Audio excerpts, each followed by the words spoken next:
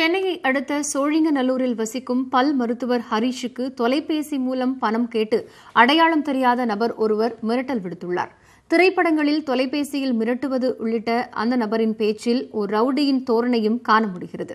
கொலையை விட மிகப்பெரிய குற்றம் துரோகம் என குறிப்பிட்டு பேசும் அந்நபர் துரோகத்தால் குடும்ப உறுப்பினர்களை இழந்துவிட வேண்டாம் என்றும் எச்சரித்துள்ளார். அப்படி என்ன நடந்தது? இருவரின் உரையாடலில் தற்போது கேட்கலாம். இதை ரொம்ப கண்டினியூஸா வர வைக்காத. இதனால உனக்கு தேவையில்லாத பிரச்சனை வரும். உன்னோட நிம்மதி போகும், எல்லாமே பறிப்போம் வாழ்க்கையில. சரி, 1 லட்சம்னா உடனே எனக்கு புரட்ட முடியாது, கொஞ்சம் டைம் கொடுங்க. உன்னால எவ்வளவு முடியும்?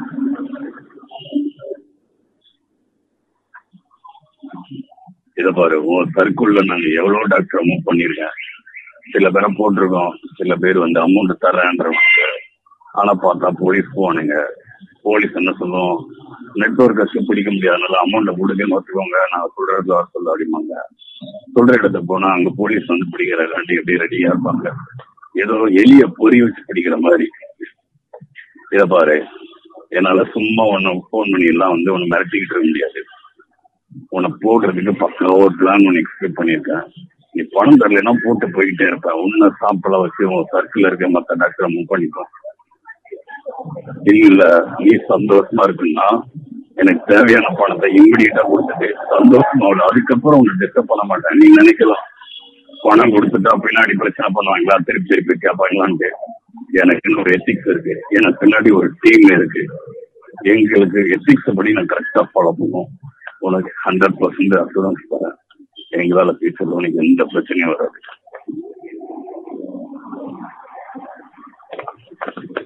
என் கையில இப்ப 10,000 ரூபாய் தான் இருக்கும். சரி, மினிமமே ஒரு சக்தியா இருக்கும். எல்லாம் நான் 1 லட்சம் கேட்டா 50,000 ரூபாய் தரம்பானுங்க.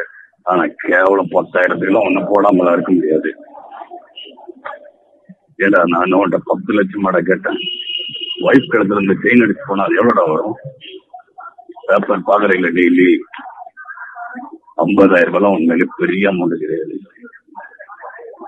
சரி, நான் நாளைக்கு ஒரு 50,000 ரெடி பண்ணி நான் தரேன். நாளைக்கெல்லாம் இல்ல, நாளைக்குன்றது ரொம்ப லாங் டைம். எவ்வளவு சீக்கிரம் முடிக்கிறியோ அந்த அளவுக்கு என்னோட கிரிமினல் மூளை வேலை செய்யாம இருக்கும். உனக்காண்டி ஹோல்ட் பண்ணி வைப்பேன். உன்னை முடிச்சுட்டு ஏகப்பட்ட டாக்டருங்க பெண்டிங் இருக்காங்கடா, அவங்க எல்லாம் முடிக்கணும்டா. நான் எவ்வளவு பொறுமையா பேசுறேன், சாப்பிட்டா பேசுறேன். நீ பாட்டுக்கு தேவையில்லாத டிசிஷன் எடுத்து ஃபேமிலி யாரையும் இழந்துடாத. சரி, எனக்காக நாளைக்கு வரும் ஒரு நாள் வெயிட் பண்ணுங்க. நான் கொஞ்சம் அமௌண்ட் புரட்டணும். எல்லாமே ஃபேமிலி கஷ்டத்துல செயின் போட்டிருக்கா, வீட்டுல நகை இருக்கு, எல்லாமே இருக்கு. ஒரு சொந்தமா கிளினிக் வச்சிருக்க. ஒரு 50,000 ரூபாய் உன்னால ரெடி பண்ண முடியாதா? நான் உங்ககிட்ட கேட்டதான் இருக்கிறேன் நானு. ஏடா அத சொல்லலடா, 2 பேருமே டாக்டர்டா. என்னடா நீ என்கிட்ட காதுல பூ சுத்திக்கிட்டு இருக்க? 2 பேரும் டாக்டர்னால நான் ஒருத்தன் தான் வேலை செஞ்சுட்டு இருக்கிறாங்க.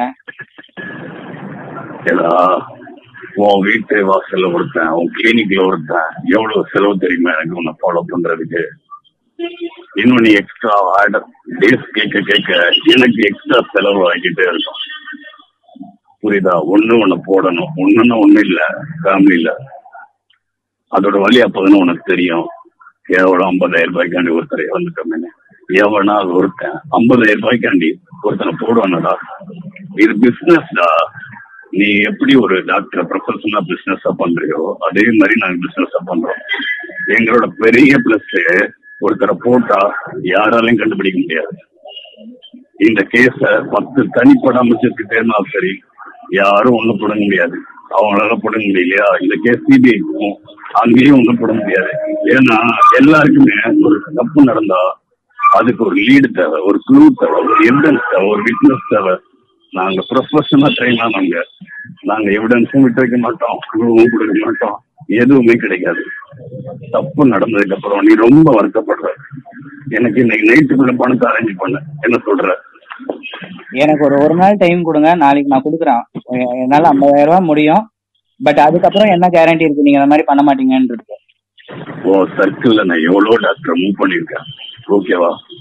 ஒவ்வொரு டாக்டரும் ஒரு நம்பர் நானு அவங்க டீடைல்ஸ் கலெக்ட் பண்ணுவேன். 1 வீக் அவங்களை ஃபாலோ பண்ணி எப்படி போடணும் ஸ்கெட்ச் போட்டு எல்லாம் பிளான் பண்ணிட்டு அதுக்கப்புறம் நான் அவங்களை காலே பண்ணுவேன். ஒன்ஸ் அவங்க நான் பேசின அமௌண்ட் கொடுத்துட்டாங்க எனக்கு சாட்டிஸ்ஃபைனா லைஃப் லாங் எந்த பிரச்சனையும் உனக்கு வராது. மேற்கொண்டு பின்னாடி உனக்கு யாராவது ஏதாவது உனக்கு வீட்டுல ஏதாவது தப்பு நடந்தது, ஏதாவது உனக்கு ஏதாவது ப்ராப்ளம் வந்ததுன்னா என்னோட பிரைவேட் நம்பர் உனக்கு தரேன். நீ எங்களோட கிளைண்ட் மாதிரி உனக்கு அந்த மாதிரி ஏதாவது ப்ராப்ளம் நடந்தது அப்படின்னா எனக்கு கால் பண்ண, நான் கண்டிப்பா ஹெல்ப் பண்ணுவேன். சரி, எனக்கு ஒரு நாள் மட்டும் டைம் கொடுங்க, நான் நாளைக்கு நான் கொடுக்குறேன். ஏடா ஹரிஷ், ஒரு நாள்ன்றது ரொம்ப டைம் தான், 24 hours உனக்காண்டி நைட் ஆவின் கொடுத்துருக்கியா, அங்க வெயிட் பண்றேன், உனக்கு வந்து கொடுத்துட்டு போ. என்ன சொல்ற? 50,000 ரூபாய் உண்மையிலே பெரிய இல்லடா. பணம் இல்ல ஏடா 50,000 ரூபாய் எல்லாருக்கிட்டையும் கையில வச்சு சுத்துவாங்களா? நகை இருக்கு, எவ்வளவு விஷயங்கள் இருக்கு, போய் வச்சு எடுத்துட்டு வாடா. எவ்வளவு டாக்டர் நகை வச்சு நீங்க கொடுத்துருக்கீங்க தெரியுமா? என்கிட்ட நகைலாம் இப்ப எதுவுமே இல்ல, எல்லாமே பேங்க்ல தான் இருக்கு. ஏடா என்னடா ஹரிஷ், நாளைக்கு நான் தரேன் உங்களுக்கு. பாரு, நீ டாக்டர், நிறைய நாலேஜ் இருக்கும். Doctors are always knowledgeable, but criminals are very intelligent. That intelligence speaks the knowledge. So உன்னோட நாலேஜை யூஸ் பண்ணி ஏதாவது தப்பு பண்ணணும்னு நினைச்சேன்னா அப்புறம் விளைவுகள் ரொம்ப விபரீதமா இருக்கும். நீ இதை பாக்குற மாதிரி சினிமால பாக்குற மாதிரி அப்படியே ஏதாவது தப்பு நடந்த அப்புறம் போலீஸ் வந்து கண்டுபிடிச்சு என்ன உள்ள கொண்டு போய் போட்டுற மாட்டானுங்க. நல்லா தெரிஞ்சுக்கோ, எனக்கு எஃப்ஐஆர் பிடிக்காது. ஒருவேளை நீ போலீஸ் கம்ப்ளைண்ட் கொடுத்தேன்னா எஃப்ஐஆர் எடுப்பாங்க. என்னதான் எஃப்ஐஆர் எடுத்தாலும் கண்டுபிடிக்க முடியாதுடா, உனக்கு 100% கேரண்டி தரேன். ஒருவேளை நீ போலீஸ் ஸ்டேஷன் போனேன்னா என்னென்ன ஃபார்மாலிட்டிஸ் நான் உனக்கு சொல்றேன், கண்டிப்பா அதை ஃபாலோ பண்ணாங்க. என்னதான் ஃபாலோ பண்ணாலும் என்ன கண்டுபிடிக்க முடியாது. அது நல்லா தெரிஞ்சுக்கோ. என்னன்றது நான் இல்ல, எனக்கு பின்னாடி ஒரு டீமே இருக்கு. நீ வேணா கிளினிக்ல இருந்து வெளில வந்து பாரு, அங்க ஒரு கவாச் பண்ணிட்டு இருப்பான், உன் வீட்டுக்கு வெளியே ஒரு கவாச் பண்ணிட்டு இருப்பான். ஸோ ஆல்ரெடி 10 days அவனை ஃபாலோ பண்ணிக்கிட்டு இருக்கோம். நிறைய டைம் வேஸ்ட். சரி, நான் நாளைக்கு உங்களுக்கு தரேன்னு சொல்லிட்டேன்ல, எனக்கு ஒரு நாள் டைம் கொடுங்க. நாளைக்கு எப்ப சொல்ற? நாளைக்கு சாயங்காலம் தரேன்.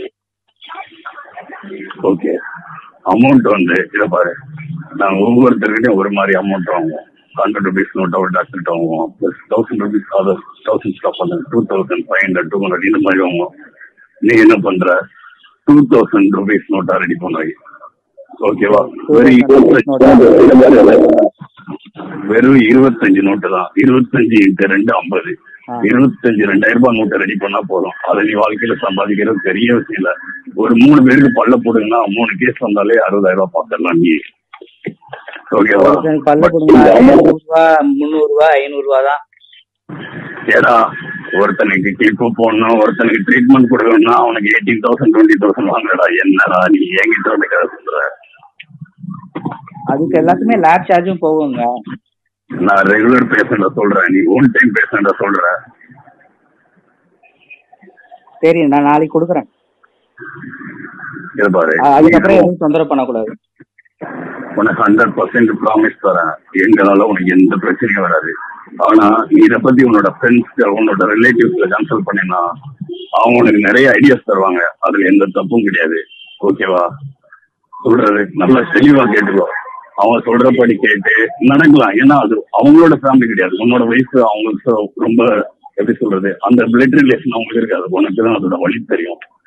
சைலண்டா முடிச்சுட்டு சந்தோஷமா இரு. என்ன சொல்ற? சரி, நாளைக்கு நான் கொடுத்துறேன். உன நம்பலாமா? நாளைக்கு நான் கொடுக்குறேன்னு சொல்றேன்ல. நம்பலாமான்னு கேட்டேன். நம்பலாம். உங்களை நம்பலாமா? தாராளமா நம்பலாம். உலகத்திலே கொலையை விட மோசமான குற்றம் எது தெரியுமா? என்னது? பெட்ராயல், துரோகம். ஒருத்தங்க துரோகம் பண்றது அது எங்க ரத்தத்திலே கிடையாது. அது யாருக்கும் நாங்க பண்ண மாட்டோம். அதேதான் நாங்களும் உங்கள்கிட்ட எக்ஸ்பெக்ட் பண்றோம். நீ ஜெனியூனா நடந்துக்கிட்டேன்னா நாங்களும் ஜெனியூனா இருப்போம். சரி, நாளைக்கு நானே பண்றேன். ஓகே, நாளைக்கு நான் ஓகே நான் உங்களோட நம்புறோம். சரி. We trust you. Don't betray us or we kill your family. புரியல. Your mind. Hello. We trust you. Okay. Don't betray us. Okay. Keep in mind. Okay. Right.